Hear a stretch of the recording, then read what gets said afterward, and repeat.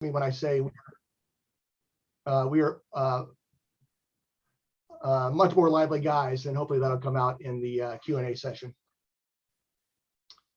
So in the midst of a floundering attack, Captain John W.M. Appleton observed, all down the exterior slope, as well as on the top, lay the bodies of our men, and behind us in the water of the moat, the poor fellows' bodies lay like stepping stones. Huddled against the sand walls, the remnant of several companies, roughly 50 men, clustered around him in the darkness, unable to take the fort and unwilling to fall back. Hopelessly pinned down in their position, the men commenced firing at every rebel who showed himself until their weapons became fouled with sand. Looking to his right, Appleton noticed scattered members from other regiments had breached the enemy defenses and engaged in close quarter fighting. After cleaning his pistol, he led his motley crew of survivors forward. They reached a Confederate bastion. A fragment from an exploding shell hit him in the right side of his chest, leaving him briefly unconscious and bleeding with broken ribs. Fortunately for Appleton, the fragment did not penetrate his chest cavity. Though he tried to remain at the head of the rapidly dwindling number of men, he could barely breathe. When the group came under friendly fire from the rear, he decided to find those men and tell them they were firing on Union troops. As he struggled to the rear through the carnage, recalling the dead under my feet and the edge of the water, he stumbled towards those firing into the 54th. Then he moved on to the beach, again under both enemy and friendly fire, in search of the field hospital. Finally, after being placed in an ambulance, Appleton was taken to a hospital transport ship crowded with wounded, ending his participation in the July 18th, 1863 attack on Fort Wagner. As the ship headed south toward Beaufort, South Carolina, Appleton noticed the seats around the sides of the cabin and the carpet floor are covered with wounded officers. And outside the cabin, the decks are covered with soldiers with every variety of wounds. After he received a dose of opiates, he fell into a deep sleep and did not wake up until the next morning. In the midst of the wreckage of war, it was worth noting that Appleton never lost sight of how and why he lay among so many wounded men, several of whom died during the voyage. Just 7 months earlier, he expressed himself with the belief that the two great problems that demand our attention in connection with the freedom of the slave are, firstly, will the freedman work for his living? And secondly, will he fight for his liberty? I believe, he explained, he will do both, and I desire to assist him to do the latter. Laying there, enduring his own injuries while holding his friend Willie Holman's hand as the doctors administered ether before they removed a bullet. He knew the answer was undeniably yes. More importantly, through their courage and sacrifice at Fort Wagner, the African-American soldiers of the 54th Massachusetts had shown the nation at large they would fight and die for freedom. The question had been answered. And now I'll turn it over to Gene for information about the forming of the regiment. All right, thank you, Jim. And like Jim, I'd like to thank everyone for attending today. So you may be asking the question why Black soldiers fighting in the Civil War was so controversial. The question was never far from the minds of the men that served in the 54th. I do want to say, as academics, our work with Appleton's memoir, and the cover of that you saw on the very initial slide, our work with that memoir addresses a historiographical deficit in the broader context of Civil War history. The fame of the 54th Massachusetts Volunteers is unquestioned. Strangely, though, the regiment disappears quickly from the narrative of history after that night at Fort Wagner. That might be, as an anonymous author, very likely Appleton, acknowledged in 1869. And what was said here is that because a battle sometimes becomes a national landmark, when it is in itself a defeat. If it was so at Bunker's Hill on 17 June 1775, so was it also at Fort Wagner, July 18, 1863. Not only was this the first experiment with colored troops on the part of the United States, but at that moment, the action seemed like a great breakwater against which the waves of past barbarism and future civilization shattered themselves in vain. So the scholarship on the Black military service in the Civil War, as more than one historian has noted, hasn't changed a whole lot in the last couple of decades. The fact is that the 54th remained in the field until the war ends. They actually are part of an occupation force in Charleston well after the fighting has stopped. But Appleton's memoir chronicles much of the regiment's service from its inception, right, in 1863 through August of 1864, when he musters out of the unit because of his injuries. Yet his memoir remains unpublished, even though it is frequently cited in monographs. And so that's something that Jim and I are working on to address within the historiography itself. So a bit of context about the genesis of the 54th Massachusetts Volunteers. Many know that it was done at the behest of Governor John A. Andrew, and most people are at least vaguely familiar with it because of the film Glory. From a historical perspective, the origins of the regiment rest in the evolution of strategy and policy in 1861 and 1862. The status of African Americans was central to the conflict because there were immediate questions about the future of slavery and the use of Black men as fighting soldiers. The official policy of the United States during these first 2 years was twofold. The war was about reunification, not ending slavery, and the use of Black men as combat troops was unpalatable because it was broadly accepted that to use them automatically makes the war about ending slavery. There's abundant evidence in the historical record that the idea of using Black soldiers inspired revulsion in many white communities. And there was fierce public debate in the newspapers and elsewhere, espousing one side or the other, and whether or not the war should be about ending slavery and whether or not Black soldiers should fight side by side with white soldiers against other white soldiers. As the war drags on, with Union losses mounting, policy and strategy, of course, changes. Regional commanders had been pressing for permission to use Black men, especially those that are dubbed contraband, from very early in the war. Vocal abolitionists campaigned untiringly to change public opinion on this particular federal policy. Abolitionist and Massachusetts Senator Charles Sumner prophetically announced after the Battle of Bull Run that battle in itself had made the extinction of slavery inevitable. But yet resistance remained stiff. But what couldn't be ignored on the part of the Lincoln administration was the casualty rate of 39% for Union forces. Manpower was crucial to the war effort, and African Americans were an underutilized reservoir of desperately needed manpower and soldiers with which to break rebeldom. The decision to recruit, train, and arm Black men in the 54th Massachusetts was not taken lightly by anyone, especially those that joined its ranks, because it was a clear shift in policy. John Appleton himself observes this even before he was commissioned as an officer in the regiment, when he noted that Secretary of War Edwin M. Stanton's order authorizing Governor Andrew to create the regiment marked the departure of the government from the fallacy that the war was not waged for freedom. In Appleton's mind, the war had always been about ending slavery. The members of the 54th also understood the long-term consequences for African Americans of participation as fighting men. Most are familiar with their refusal to accept lower monthly wages than white soldiers.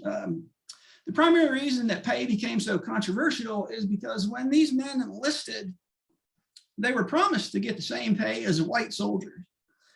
However, the problem was a policy that was rooted in an 1862 act entitled Black soldiers to only $10 per month, with $3 taken out for clothing allowance, so really $7 a month. The regiment steadfastly resisted this. They would not accept anything less than the same pay that white soldiers received. This doesn't happen until 1864. And Appleton, in fact, made note of this in a letter to his wife. And he celebrates the victory in this case. And what he said to her was this: is that we have asked, lost my place. When they finally received this, they were equals in this respect. As noted by one historian, this moment represented an important victory. Frederick Douglass acknowledges this reality in arguing why a colored man should enlist. We have asked the nations for a chance to fight the rebels, to fight against slavery, and to fight for freedom. To fight for the government in this tremendous war is then to fight for nationality and for a place with all other classes of our fellow citizens. Recruiting for the regiment began in February of 1863, and as company commander of Company A, Appleton personally recruited some of the first enlistees. As the regiment slowly filled its ranks at Camp Meigs and Reedville, the men drilled relentlessly with the expectation that they would fight. In May, Governor Andrew personally informed Colonel Shaw that the 54th had been assigned to the Department of the South. They were to report to General David Hunter in South Carolina as soon as possible. But how the regiment would be used remained in question. But they did take a little bit of solace in the fact that they were headed to someplace that was at least an active theater of war. And so the chances that they would actually get to fight were better than had they stayed somewhere else. The Department of the South, if you're not familiar with that, entailed the efforts in Florida, Georgia, and South Carolina. Some early naval victories enabled the department to gain some key footholds, especially around Beaufort, South Carolina, St. Simons in Georgia, and Jacksonville in Florida. Now, Fort Sumter and the Grand Prize of Charleston, though, remains the focal point of the department's efforts through most of the period that Jim and I will be covering. The 54th arrived at Hilton Head on June 30. When the 54th arrived off the coast of Hilton Head, Shaw was ordered to establish his camp, and he was to assign 3 companies for fatigue duty near Beaufort. The men of the 54th could not have been more disappointed had they remained in Massachusetts. However, 8 companies finally get a chance at action when Shaw was directed to take those 8 companies and join Colonel James Montgomery on a raid in Georgia. Even this military operation disappointed Shaw, who said, "These little miserable expeditions are of no account at all." Right? It was better than fatigue duty, at least, and he also noted that at least it would lift the men's spirits. When they landed at St. Simons, the 54th then went with Montgomery on to Darien, Georgia from there, and Appleton chronicles what happens next. And so he says, Montgomery's men were swarming ashore and the skirmishing in the town when we landed to form line of battle in the principal square. The promised 700 chivalrous Southerners did not stop long enough for us to bite them if they were in Darien at all. Grudgingly, Captain Appleton carried out his orders to take 20 men from the right of his company, break into the houses on the street, take out anything that would be useful in camp, right? And then they burned the rest. Appleton later admits that he has a problem with this. And he said, "I was not willing to burn buildings, but under orders felt that I could burn a jail. And I did burn this one." And by the way, he kept the keys to the jail as a memento of that activity. The other officers, though, shared Appleton's opinion about what they did in Darien, Georgia, because they feared how such activity would taint the 54th. As the first Northern Black Fighting Regiment, they were under a microscope and quite concerned about how their actions would be perceived in both North and South. Shaw and his men detested what Colonel Montgomery, who Shaw described as, quote, "a perfect fanatic," and, quote, "had ordered them to do. Lieutenant Richard Henry Lee Jewett commented that it may be the way to treat those who for so many years have robbed so many thousands of their just dues and made so many hearts suffer with anguish. He, however, did not enlist to plunder or destroy in that kind of way." The enlisted had different opinion about what they did in Darien. Sergeant George Stevens didn't share those same opinions, and he actually was in favor of this because it spread, quote, "terror to the hearts of the rebels throughout this region." While they may not all have agreed, They all understood the scrutiny and they wanted a chance to prove themselves in combat. And that opportunity arrives at just a month later. And Jim is going to walk us through that first encounter and take us to Wagner. On July 8th, Colonel Shaw received orders to join a demonstration in force sent to James Island. Appleton mused about what the move to James Island meant. This opportunity came about after Shaw requested a transfer from Montgomery's brigade to one more likely to engage in combat than pillaging. Appleton certainly agreed. According to him, would it not be a proud thing if the colored troops should take a prominent part in the capture of Charleston? You may be sure, he told his wife, that I shall drive my boys hard if I get a chance to climb the exterior slope of a rebel battery, especially if a white regiment attacks near us. Sensing they were heading into serious combat, Captain Appleton tried to prepare his wife, advising her, if you do not hear from us for a long time, do not wonder. And bear in mind that people are often put down as badly hurt when really but a scratch. After 2 days waiting on board transports, reading, writing, smoking, doing everything that you would think men would do on board a peaceful merchantman, not at all like people waiting to fight.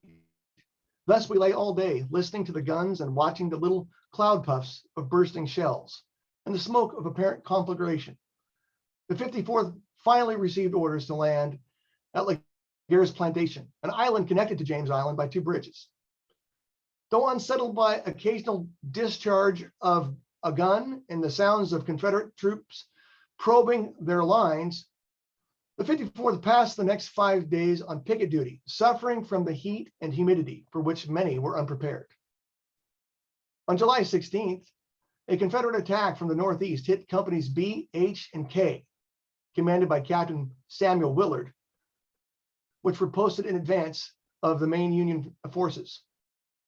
The Confederates planned to cross over one bridge at Rivers Causeway, sweep westward across the island, then exit on a second bridge and cut off a Union force on James Island and destroy it. The 3 companies from the 54th prevented that from happening by stout and costly resistance. Outnumbered roughly 4 to 1, the Bay State men suffered heavy casualties, 14 killed, 18 wounded, and 13 missing. The courage displayed by Captain Willard's force saved the 10th Connecticut Infantry, stationed to the left of the 54th companies, from being cut off and destroyed. Though lost in the shadow of events that took place 2 days later, the 54th received praise for their courageous sacrifice in their first battle. Their division commander, General Alfred Terry, sent a message to Shaw telling him, I am exceedingly pleased with the conduct of your regiment. They have done all they could do. Later in his official report, he referred to their steadiness and soldierly conduct. A newspaper correspondent called them in heroes who fought the good fight and covered with their own brave hearts the retreat of brothers, sons, and fathers of Connecticut. Lieutenant Jim agreed, writing home that our men, as a general thing, behaved well and gained great credit. He then added, I am well satisfied that the distinction that has existed between us and white troops will be very soon done away with. Shaw also noted, for the first time, he told his father, we had met the enemy and had proven there, fully to our satisfaction at least, that the Negro soldier was a fighting soldier.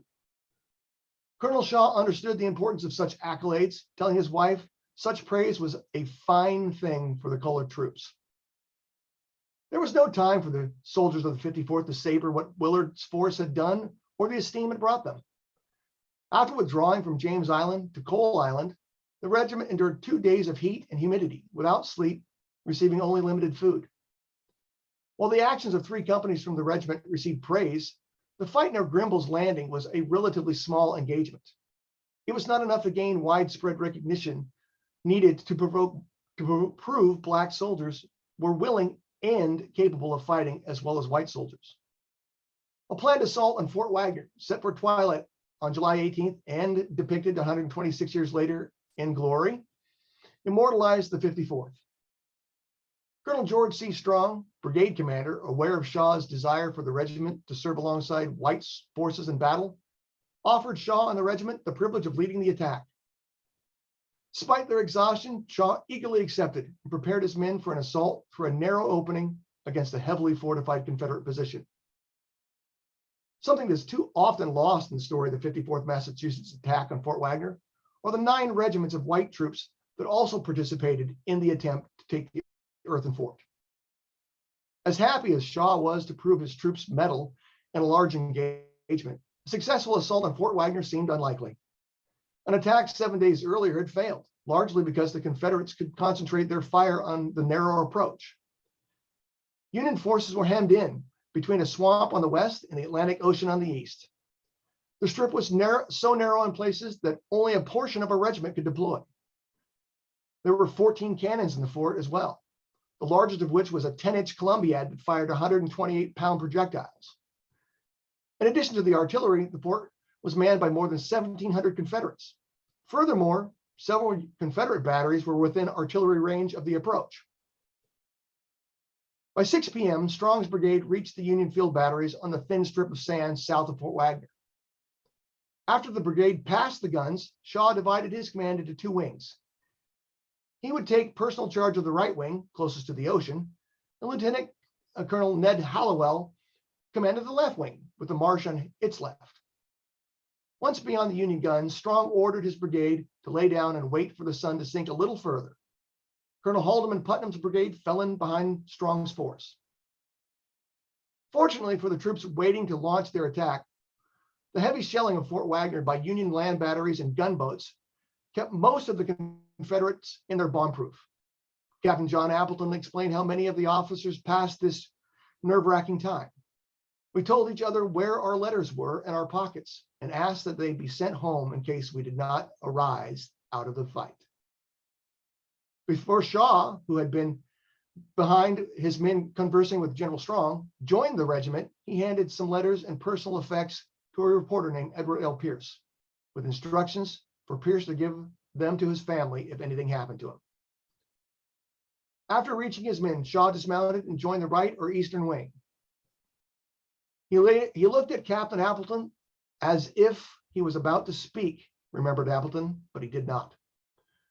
According to the captain, who was just 5 years older than Shaw, his short stature and fair hair and a face beardless except for a mustache made him look very boyish. As the men rose and shuffled into formation, Regimental Adjutant Lieutenant Wilkie James said what must have been on many of their minds: "We have the most magnificent chance to prove the valor of the colored race now." The regiment moved to within 1,600 yards of the fort and waited briefly for the rest of Strong's and Putnam's brigades to get into position behind them. Once in position, they started their advance at 7:45 p.m., marching at quick time until they reached 100 yards from the fort, when they shifted to the double quick and veered somewhat to the left as they went through the moat and up the outer slopes of the ramparts. Shaw shouted, "Prove yourselves, men." A frontal assault on a well-fortified enemy position through a strip of land that forced both wings to funnel into the center of the attack with part of one wing behind the other guaranteed heavy casualties for the entire Union force, and especially the leading regiment, the 54th Massachusetts. Just before they reached the point to begin the charge, Louis Emilio, Company E's 18-year-old captain, saw Wagner became a mound of fire from which poured a stream of shot and shell. Soldiers fell in increasing numbers as a sheet of flame followed by a running fire like electric sparks swept along the parapet and raked their left flank. "The terrible roar deafened us as we pressed on," Captain Appleton recounted to his wife. "At last we reached the moat of the fort. The sky had become black with clouds and the thunder cracked and lightning flashed. The natural pyrotechnics mingled with the discharge of guns and cannons, lighting up the dark sky, added to the disorienting nature of a night attack. Every flash showed the ground dotted with men of the regiment, killed or wounded," recalled Captain Emilio. With considerable difficulty, the diminishing number of men scrambled out of the moat and up the outer fort walls, desperately struggling to reach the top of the bastion. Some men, not many, managed to reach the parapet, including Colonel Shaw, who yelled to the men below, "Come on, men, follow me." At the top, Corporal James Henry Gooding saw the state flag bearer shot down. Then, according to him, the colonel seized the staff, and less than a minute after, the colonel fell too. Brutal close quarters fighting ensued when his soldiers made a desperate attempt to reach him. Unsure if he was dead or wounded, Captain Appleton described bayonets, musket butts, revolvers, and swords, and musket shots were all used, but our small number and our disadvantage in being up against the sky told heavily. The effort proved futile. Corporal Gooding noted the men were either shot down or reeled in the ditch below. According to Captain Emilio, the loss of so many men trying to reach the top of the fortress wall, combined with the failure of the supporting forces to keep up, caused the survivors to pull back to the exterior slopes. Captain Appleton said those that made it to the top and into the artillery emplacement fell back, hoping to hold on until our 2nd Brigade came up. Trying to hold on until the next wave began its attack, Appleton and about 50 survivors continued shooting at Confederates that appeared in the darkness. He was impressed by the coolness and bravery of these officers and men as they tenaciously continued fighting from the outer slopes after they were pushed out of Fort Wagner. By this time, the casualties had become heavy, particularly among the officer corps. In addition to Shaw, both Captains Cabot Russell and William Simpkins were dead or dying. Lieutenant Colonel Ned Hallowell, Captains George Pope and O.E. Smith were all wounded. Though the assault had ended, trying to use weapons fouled by sand left the remaining members of the 54th in an untenable position. Those survivors coalesced around the few remaining officers in a precarious position. With retreat through a deadly field of fire nearly as dangerous as advancing, Appleton knew something had to be done. But before he could send anyone to report the situation to Colonel Strong or Brigadier General Thomas Seymour, who now commanded the division, he too was wounded. Since it was dangerous to expose themselves on top of the parapet to shoot down the slope at the 54th men, Confederate soldiers started lighting shells and tossing them over the front of the walls, where they exploded among the pinned down Union forces. The explosions of one shell wounded Captains Appleton and E.L. Jones and a few others. As bad as his situation was, it got much worse when, as he regained his senses, he realized that bullets began to come from our lines and fatally fall thickly among us. Unable to lead his men any longer, he determined to find the source of the friendly fire and put a stop to it. His effort proved unsuccessful when he could not find the troops that fired on the men on the lower slopes of Fort Wagner. He did find an unidentified senior officer as he made his way to the rear, who, after receiving Appleton's report that the fort could be taken if reinforcements attacked soon, ordered him to a field hospital. This ended his participation in the attack on Fort Wagner, which did not last much longer. Curiosity about how the 1st Regiment of Free African Americans would do in a pitched battle fueled much of the attention the 54th Massachusetts received for its role in the 2nd attack on Fort Wagner. Though a military debacle in the Union siege of Charleston, what the 54th did during the attack on Fort Wagner answered the questions about the willingness and ability of African Americans to fight to end slavery. The martial display by a regiment of Free African Americans confirmed what Frederick Douglass had said 3 months earlier. Once let the black man get upon his person the brass letters U.S. Let him get an eagle on his button and a musket on his shoulder and bullets in his pocket, and there is no power on the earth or under the earth that can deny that he has earned the right to citizenship. And Gene's going to review what transpired during the intervening months. All right, thank you, Jim. All right, so members of the regiment and the others understood that 54th Massachusetts and their conduct at Wagner had far-reaching importance. 2 days after the battle, Frederick Douglass's son, Lewis, wrote, "This regiment has established its reputation as a fighting regiment.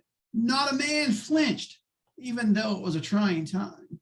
Sergeant George Stevens echoed similar sentiments the next day, writing that the conduct of the 54th was another evidence that cannot now be denied, that the colored soldiers will dare go where any brave men will lead them. While the Northern press widely reported the battle, the coverage mostly focused on Colonel Shaw's death and the heavy losses that the regiment suffered, all the regiments for that matter.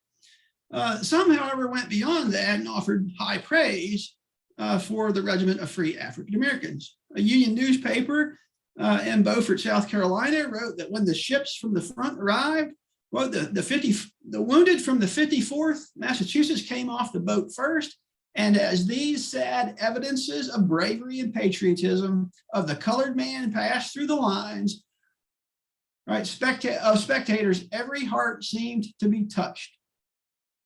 The white soldiers, according to the newspaper, saw suffering comrades in the black men. Captain Appleton was among those that was, of course, sent to the hospital at Beaufort, and where he remained for just a few days before he and other severely wounded men were transported back to New York. And from there, then they went on to home. And in Appleton's case, he steamed on to Boston, where he would recover from his injuries. He did not return to the regiment until October 25th as part of a contingent of officers and men that were returning from furloughs and convalescing at their homes. His return is a reminder that the regiment service doesn't end at the attack on Fort Wagner. It's not surprising that most accounts of the 54th Massachusetts, however, mention almost nothing about the regiment's remaining 26 months of service. Its attack on Fort Wagner that night did settle the debate about whether or not African Americans would fight and whether they would fight to end slavery. It was, in the larger sense, though, the regiment's most important contribution to the Union war effort. But it still fights in additional battles, and one of which Jim will tell us about here in a little bit, which determines the control of Florida. Like Appleton, the regiment also needed to convalesce after the bloodbath of Fort Wagner. Captain Emilio reported that the regiment suffered at least 270 casualties, including the loss of its commanding officer, its second in command, 7 company commanders. In fact, Emilio at 18 is the most senior officer that's still in the regiment immediately after the Battle of Wagner. Some men like Appleton, when they come back from recovering from their wounds, where over 100 were confirmed, killed, captured, and never seen again. After these horrific losses, it's not surprised that the regiment had changed considerably since his evacuation to the hospital. Shaw killed, Ned Hallowell wounded while serving as a major, and Hallowell himself only returned 1 week before Appleton. There were new company commanders as well, and new recruits continued to join the regiment in the months following, all the way up until they depart for Florida in 1864. So what happens in the interim is essentially this. So a siege continues on Fort Wagner, and it lasts another 58 days, right, after July 18th. So while Appleton is recovering at home, right, that continues. And now the most notable development during his absence is that Confederate forces eventually abandoned Morris Island altogether, and they pulled out of Fort Wagner on September 7th. During this nearly 2-month-long siege of Fort Wagner, the surviving members of the 54th performed fatigue duty and increasingly served as sappers. The non-combat duty probably results largely from their regiment's weakened condition after the battle at Fort Wagner and not having anyone to advocate for its active use. Again, Emilio at 18 is in charge until the middle of October when Ned Hallowell returns. So this probably had more to do with their lack of activity than overt racism, although there has been accusations that that was a primary motivation in them not seeing more service. The tediously mounting slow pressure on Charleston that preceded the efforts to take Wagner in July had resumed, as I said, before Appleton's return. And when he returns, because they've had so much loss of leadership, Appleton will end up being promoted to major. And then serve at a battalion level. So that work then continues through the rest of the year. Then in early February, orders come that send the 54th Massachusetts, along with a couple of other regiments, to northern Florida. I do want to point out here that the Lincoln administration is eager to bring a Confederate state back into the Union in 1864. And they want to get it back under a loyal government before the elections in 1864. So they had ordered the Department of the South to take control of northern Florida. And since the state served as a supplier of grain and cattle for Confederate forces, a successful expedition there could both deny the Confederacy of valuable supplies, but it also provides Lincoln with a Confederate state that can serve as a model for bringing seceded states back into the Union. Sadly, much of like what happened at Fort Wagner, poor planning and worse execution by senior leaders, right, particularly Generals Quincy Gilmore and Truman Seymour, doomed the Union campaign in northern Florida, which culminated in the February 20, 1864 Battle of Olustee, where once again, the 54th proves its courage. Right, and I'm going to turn it back to Jim to tell us what happens in North Florida. Thanks, Gene. Since the battle is not really paramount to this presentation, we will focus solely on the role the 54th Massachusetts played in it. The 54th Massachusetts and two other African-American infantry regiments were among General Seymour's roughly 5,500-man force with which he was to take control of North Florida. The other two were the 8th United States Colored Troops and what was still then listed as the 1st North Carolina Colored Volunteers, both of which were inexperienced commands. The campaign started promisingly when General Seymour's expedition landed at Jacksonville, more or less unopposed, on February 7th. And by nightfall, they had taken control of the city. So things were off to a good start. The invasion force reached Baldwin, 20 miles west of Jacksonville, 2 days later. They captured 5 pieces of artillery and put a small Confederate force in the area to flight during the advance. Despite the initial success and caution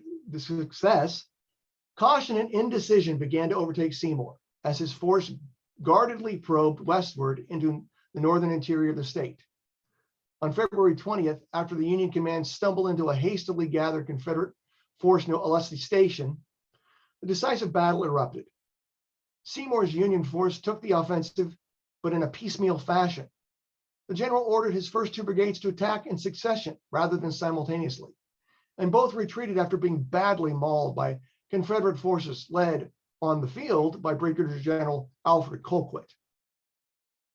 With his first 2 brigades falling back in disarray and the Confederates advancing to destroy the Union command, Seymour ordered his last brigade, led by Colonel James Montgomery and made up of the Green 1st North Carolina, most of whom were former slaves, and the 54th Massachusetts, to launch a direct assault into the attacking Confederates.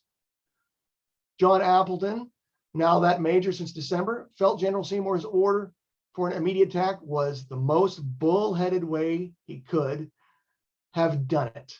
Given the deteriorating situation, really Seymour had little choice but to order Montgomery's brigade to attack at once. The inexperienced North Carolinians faltered under the Confederate pressure, but the determined men of the 54th pressed their attack, stopping the Confederate advance cold. Seymour, in his report, is reported to have told one of the regiment's officers, "The day is lost and that everything depended on the 54th." The 54th's attack allowed Seymour's force to begin an organized retreat. The Bay Staters, along with the reformed North Carolinians and 7th Connecticut Infantry, covered the retreat, falling back slowly, keeping the Confederate forces at bay. The defeated force retreated all the way back to Jacksonville. According to Major Appleton, defeat was a case of incompetence, rashness, and imbecility on the part of General Seymour.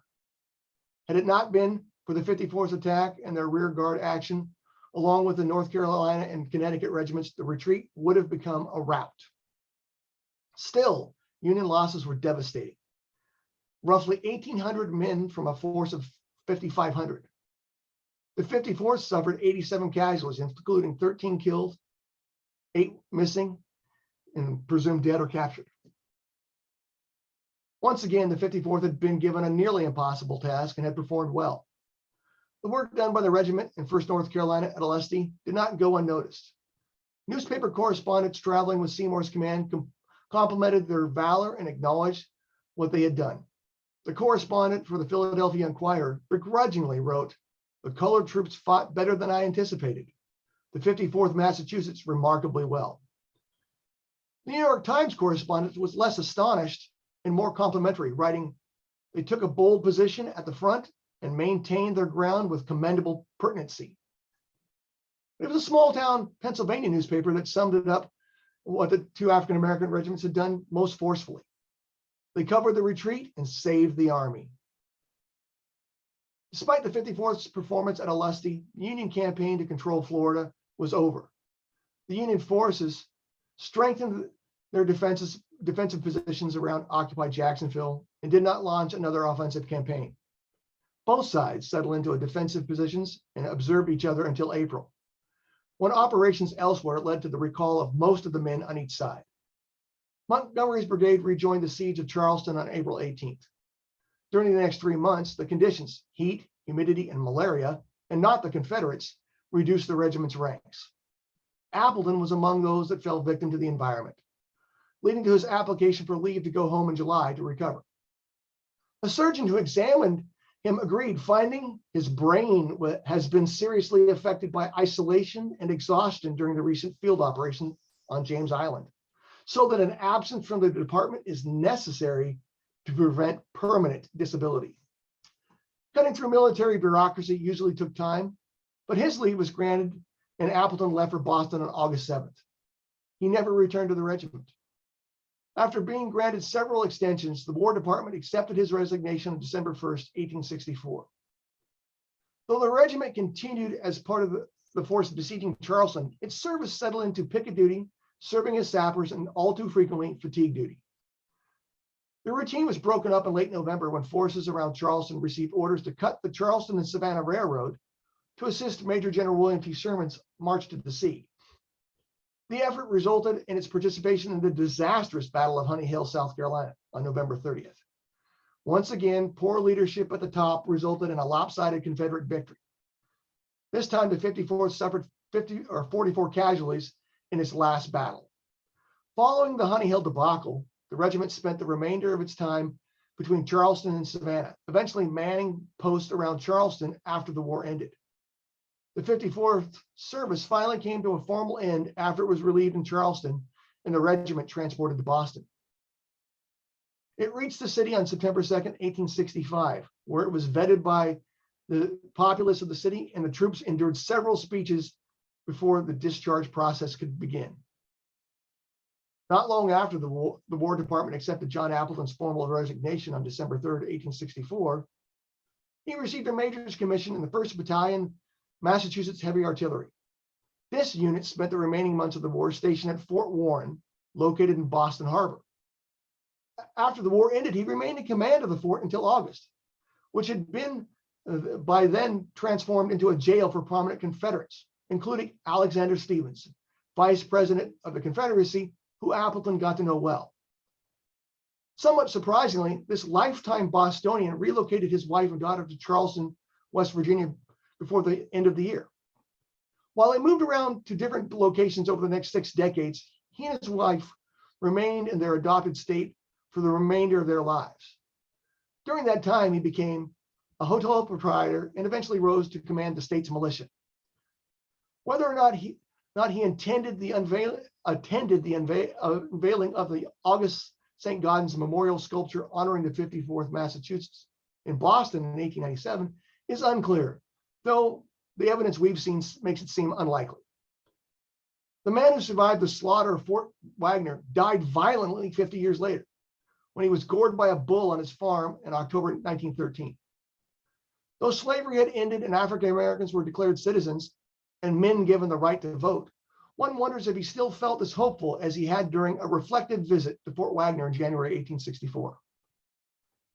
For Appleton, at least, the question had been answered.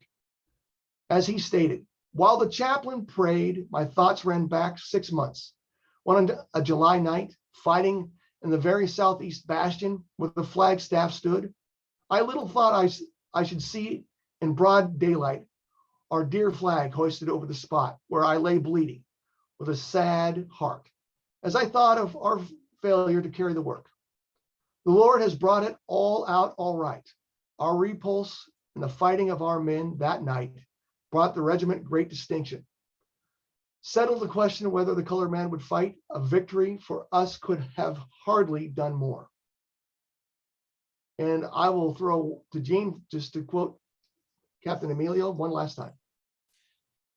Yeah, so Emilio writes the regimental history, if you're familiar with this, of the 54th, and they keep returning to this theme. And Emilio notes that while the 54th was not the first Black regiment to serve in the Union, more than any other colored regiment, it served, quote, the political policy of emancipation into which the war forced us. And that the 54th bore the brunt of the struggle against bitter injustice, the further struggle to secure the enlisted men who earned it, the right to rise from the ranks and serve as officers. To this, the 54th was set the stupendous task to convince the white race that the colored troops would fight, and not only that they would fight, but that they could be made, in every sense of the word, soldiers. And with that, we'll close our presentation. And Doug, if you want to open it up for questions, we're happy to take those. No doubt. Well, thank you, guys. I will walk around and ask for questions from the audience. I'll start. I know, Gene, we talked about this when we were doing our sound check. Can you talk about the 54th Massachusetts and where it came from? You know, I think most people assume that if it's a Massachusetts regiment, the majority of the troops would have been mustered out of or recruited from Massachusetts. And since we're a museum here in the Upper Midwest that looks at the war through the lens of the Upper Midwest, can you talk a little bit about where these men came from that served in the ranks? Sure, be happy to. Well, so the regiment itself is right allotted to 1,000 men, which was about 3 times the number of military-aged African-American males living in the state of Massachusetts at the time. So they knew they'd have to go outside the state pretty early. In terms of numbers, the actual number of Massachusetts residents at the time the 54th begins only filled the regiment by 13%. So 133 of the 1,000 were from Massachusetts. The rest of the men that joined the regiment were from other states. Pennsylvania was the largest in terms of a particular state representation. New York, of course, is on that list. Ohio actually provided more than Massachusetts did, 15.5%. And so, but what happens is, so you've got recruiters, among them are Frederick Douglass, in fact, was one of the recruiters for the regiment. And they spread out. And so they pull men from, if I recall, it's about 15 different states before this is done. And there were even a handful of Canadians that returned to the United States. And there was one man on the roster from Peru who joined the 54th. Appleton himself, though, because he's recruiting for Company A, which is the first one formed, he's drawing mostly from Massachusetts. He did have 3 or 4 men from Indiana in his regiment, or sorry, his company. Very good. I'll open it up for questions. Anyone out? Doug, yeah, go ahead. Here. Historically got enough credit for his role in starting out the process. Did you guys catch that? Did Governor Andrews get enough credit for his role in creating, throughout history in creating the regiment? Well, I'll jump in. Yeah, I'll jump in and say I think in the modern era, no, for sure, because the focus is really on guys like Shaw, and we'll hope to reset and add Appleton to that, because they get so much attention, in part, of course, because of the movie. But the money behind getting it going, I think, really denies Andrew some of the credit he deserves. Is how I don't know, Gene, if you want to answer or add to that. Yeah, I would agree. I think in the moment, he received quite a bit of recognition for it, and he seems to be he's heavily involved because when you look at what, if you check Appleton's, the beginning of his memoir, he actually, so there's a representative from Massachusetts that his family knows, and he mentioned that Appleton wanted to serve in the regiment. And so Appleton, in fact, actually went and met with Andrew early as the regiment's being formed. And they're constantly sending things back to. So there's a pretty extensive communication between the men of the 54th and Andrew, at least up until they fight at Wagner. So I think he does get a good bit of credit in the moment. Afterwards, I agree with Jim that he falls to the wayside a bit and is a peripheral figure. The death of Shaw is, I think, probably what overshadows so much of this. Yeah, follow up. Yeah, so he didn't really, as a cynical pull, I use it to compete against Butler in Massachusetts politics, or in Eastern politics. Or do you have any research done on that? I haven't done a whole lot on that. I don't know if you have, Jim, but there might be a little bit to that. There is a political angle for him, but I don't think that's his primary concern.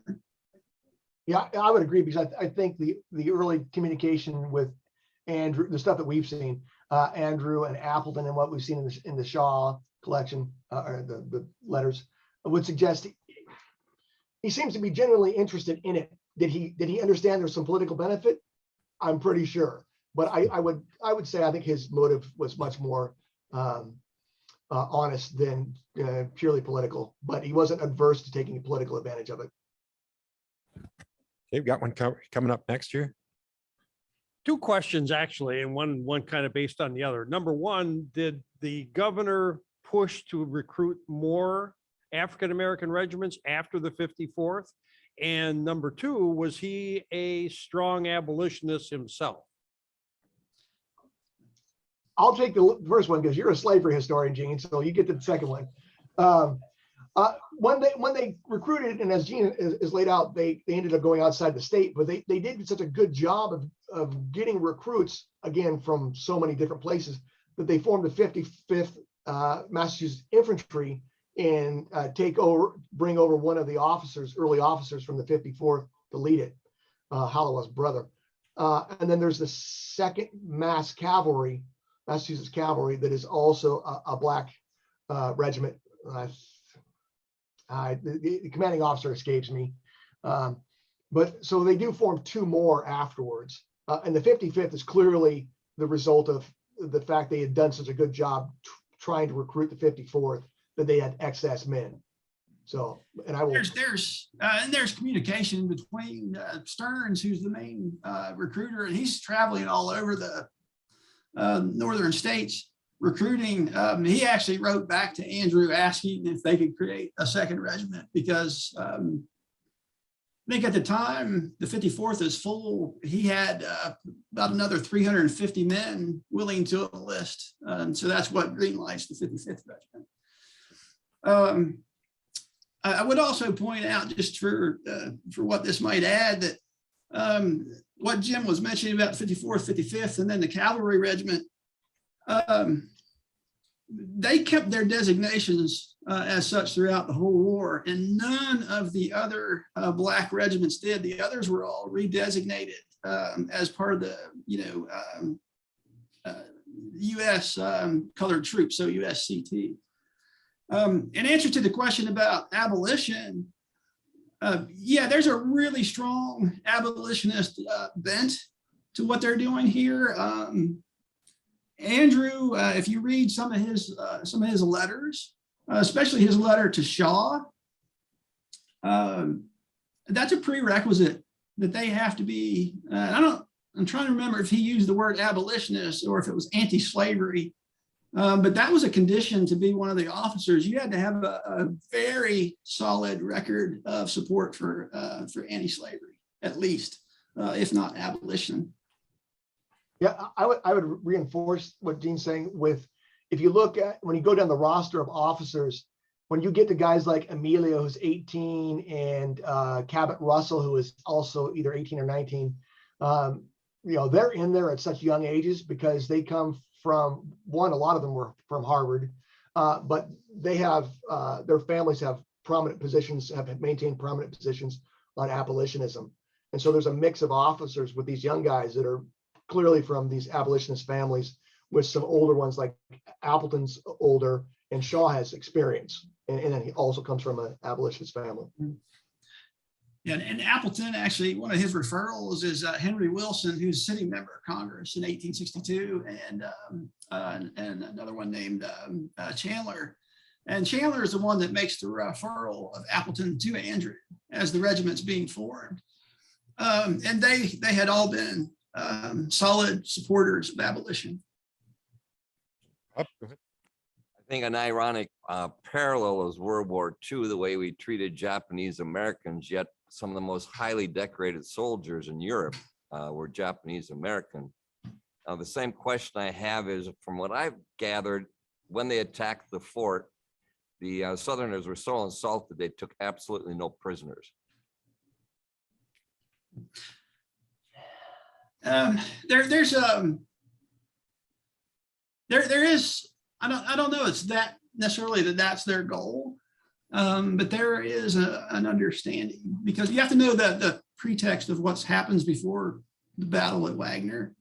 And Jim, feel free to jump in here, but once the regiment starts to form, right, the Confederacy responds to that with their edicts about what would happen to white officers found in leading Black troops and so forth, right, that they would be executed, and any captured Black soldiers would be returned to slavery and so forth. And Lincoln responds to that with basically sort of his version of an eye for an eye. And they're not going to execute people or put them into slavery, but he does promise that any Confederates, right, that are captured as a result of this will be put to hard labor for the duration of the conflict. You see more of that, though, once we get to the fighting that takes place in Florida at Olustee. The sources I've seen there is they talk about it as murder, right? Wounded Black soldiers at Olustee were murdered by Confederates. Now, I don't think that's necessarily what they were trying to do at Wagner, but these Black soldiers also understood what the likelihood of, right, what would happen to them if they were taken prisoner. And so they fought like devils, right, until they were killed. And so I'll piggyback onto that, because in Emilio's book, he's got a list of POWs from the unit. So they weren't clearly executing them if we've got this list, because he talks about some that died in captivity. Now, I read his account of that to be they died from maltreatment, not necessarily intent to kill them, but maltreatment. But certainly, I mean, there's plenty of examples throughout the war where, especially if you were a wounded African-American soldier, you were a good chance that you were likely to get finished off. They would kill you. If you were not wounded, you would be captured. And then, as Lincoln makes it quite clear, that if you start selling them into slavery, then here's what we're going to do: hard labor. I didn't see anything in Emilio or the other sources that flat out said they were murdering any troops. And I do know that some were captured, and then Emilio talks about how they're, whether or not they survived the war or not. Got another question here, fellas? How did you get involved with the Appleton book, and what is fatigue duty? Fatigue duty. A question is what is fatigue duty, and how did you all get involved with the book project? Yeah, so Fatigue yeah. for you? Do you want me to do the Appleton? You do the fatigue? I'll do the fatigue part, yes. So fatigue duty is basically just hard labor, manual labor, digging trenches, right, maintaining the fortifications that they build. So it's hard labor, basically. As for how we got there, well, we did have a postscript on here that we knew we would probably run out of time, and we did, so we killed it. But so Gene and I shared an office at WVU, and we shared the same advisor.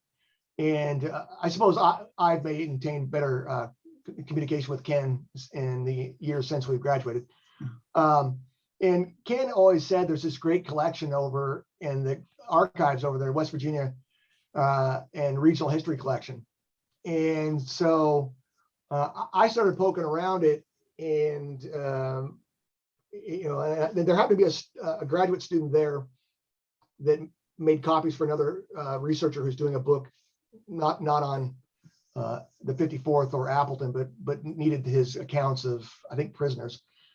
And so, it looked pretty good. And I reached out to Gene and said, hey, well, Ken's been, talking about this for, the last 20 years. And it may as well be us that does something with this. And, as we looked at it, I mean, the memoir / I will say it's based on his wartime letters that he fleshes out a little bit. I mean, it's really good. I mean, we quoted from it, and Doug saw the article that is based on his coverage of Wagner. It's a really detailed, and it's such an addition to the historiography, which Gene was noting at the beginning of the presentation, that it really hasn't, the dynamic hasn't changed in the discussion, and in part because there's so limited sources. And so it's a great collection. We're one or both of us will be visiting it, sounds like, this summer.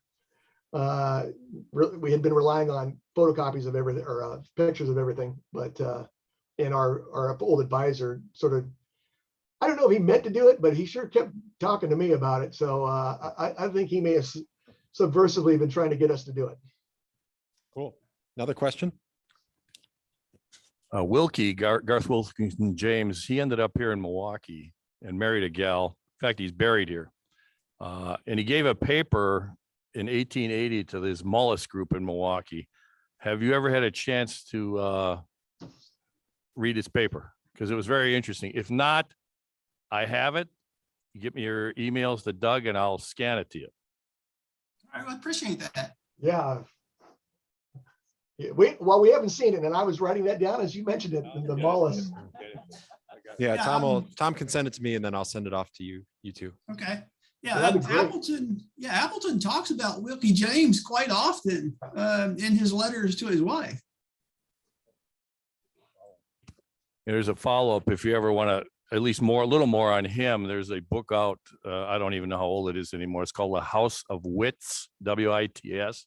It's about the whole James family. And his brother even made sketches of him when he came home to convalesce after Wagner. So it's called The House of Wits. I think it's probably about 20 years older, so I don't even remember the author anymore, but it's interesting. Great, thanks. Thanks for the referrals. I'll jump in real quick here, Doug, because that made me think of something about in the images here, all that stuff is from the Appleton collection at WVU, and the sketches were drawn by Appleton.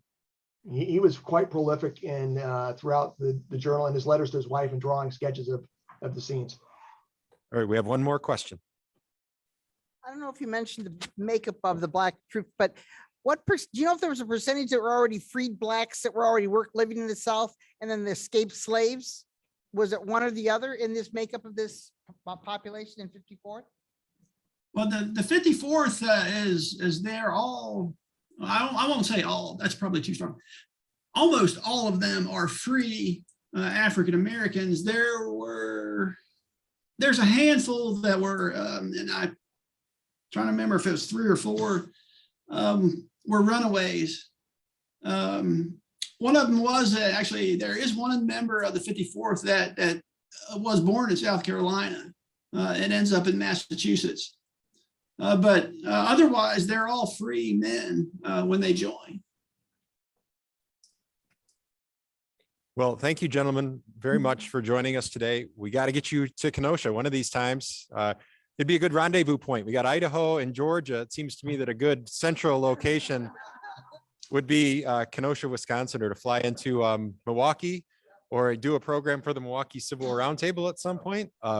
Maybe that would be on your agenda into the future. But so thank you so much for working with me on this and putting this together, and for meeting with us virtually today. Great, thanks, Doug. Thanks for having us. And can we, one last thing, plug the book. Is the book in process? What are the plans? Is it, do you have a publisher? When can we see it on the shelves? No publisher yet, but given this topic, my line to Gene is like, this is going to get published unless we find some weird way to screw it up. I mean, come on, you've got a first person account that goes from the origins of the 54th to after Alesti, which Shaw's letter collection doesn't because he dies or gets killed, and same with Gooding. One of those guys doesn't make Gooding dies. Well, and so I am optimistically saying we will have a final submission draft by the end of the summer. Yeah, we've transcribed his memoir, Yeah. And it's nearly a 300-page memoir. We've transcribed it, but as we were preparing for this presentation, and maybe Jim doesn't want me to share this, but I will anyway. We noticed, boy, we got a lot of errors in that transcription. Typing way too fast. One last one.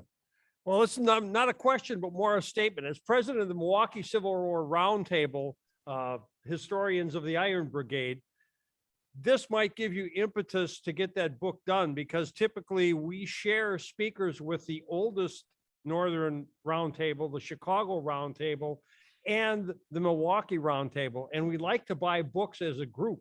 So if you get you'll have two captive audiences in the Midwest. So just keep that in mind. Well, we'll need that part of the recording, Doug, for when we submit to a publisher.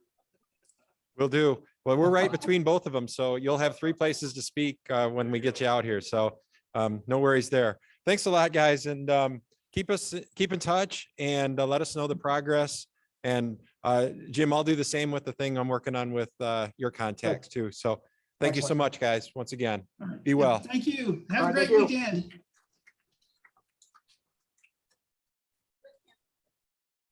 No.